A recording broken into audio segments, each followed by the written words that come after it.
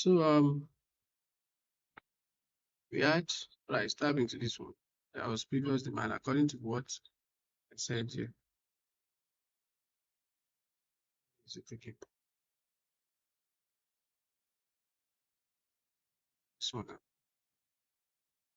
one, that swept the eye, and it was the one that was responsible for actually eventually breaking the structure that was there. So price tapped into it, and now when price was going to come back later, there was this one here, and you see that it was the one that price tapped into. Yeah, as we were looking at it on 15 minutes, see that is the one that price tapped into. The same very very candle, very same candle. This one, the same candle. So all of them just continue from it, just started to go. Yet, you see that. So we continue from there. Could even do it like this if we wanted to. We just provide the whole candle. So we reacted from there, and we started to go.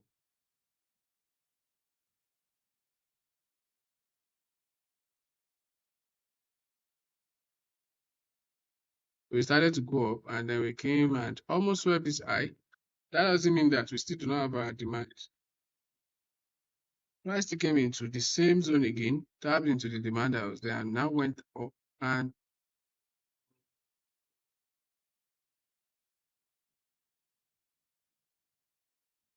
got everything there. And if you look on lower time frame, you see the candle that was there, that was responsible. Because you see all of this rejection. This one swept here, came down here, this one tapped into it, then it came down, and then this one tapped into this one, and then swept into demand. And then the man pushed this candle. Then we tapped into this and then went up. So if we look at this, you see that the area where most supply was here. Let me go pick a candle on the lower time frame so I don't confuse it too much. That's like refining your zone for actual work. Exactly. Find the exact one. So you see now, we came all the way down like this, reacted to something here, and then we came down, and then this one reacted to something here, came down like this, reacted to this, and then we bought. When we now bought, see that this zone, this whole zone here, this was where supply was. This was where supply was. But as funny as it was, we didn't even come into this one to use it as our supply. We came here and used this last one. Came here and used this last one. That's why I don't like taking this kind of entries. Because you may not be sure of where exactly price is, because price is not even specified. Came here, swept this one, broke, took liquidity, came here, swept, and then now came down. Okay, this is where the real break of structure was. This one only came and swept liquidity. Only came and swept liquidity. Swept liquidity, came down, swept more liquidity, then went up, swept liquidity here. And then this whole thing now got broken. All of their stuff was here. So all of their stuff was there, and then now came and broke it. That's why price. Provide that transfer supply. Yes. It's not transfer supply. This is a supply demand flip. It's a flip zone. Because we flipped the zone after we broke No, it. we are using that. Yeah, we are using that. So that is. No, you said that was first my character. But This is where we broke structure.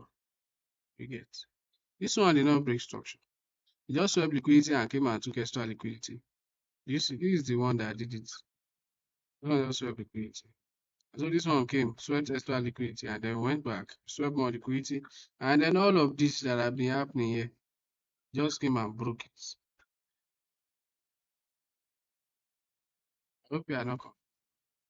no, I'm not. I see that. But what are actually Yeah, the one that actually broke structure. And so when price came, you saw that this one reacted to it, and then went high there, and then continue the movement. Before I say, I would say that this candle is the one. But just to be safe, we will just pick this one. So that's why I picked this one. We say that this one. Say that this one. Because the first reaction here, and there is one. I'm seeing that CJ is having practically the same type of uh yes. You see that this is the third candle now. Grabbing This is the third candle now. So we are observing the same pattern that reacted here to supply, and then this candle here is still closed without breaking through. And then this one now opened and then it broke through. So by the time price came back, it tapped into this candle, into this candle,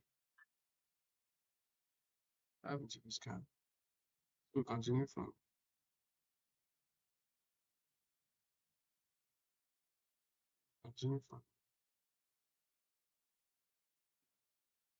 That was how it started going up. Swept, came back, tapped into some demand here. So something interesting that happened here. This one, so I was able to break through. We had a sweep here, went here, and then we broke through. There's something we call FVG. That's a fair value gap. A fair value gap is where we come to have fair value because that means that some other party has been left out of the whole thing. And when we have a fair value gap is something like this. So usually there's a gap in there that needs to be filled. So you can see a candle looking like this. It's usually long sometimes, just like the ones that we've seen before. All of those long candles like this guy. Okay, this guy here.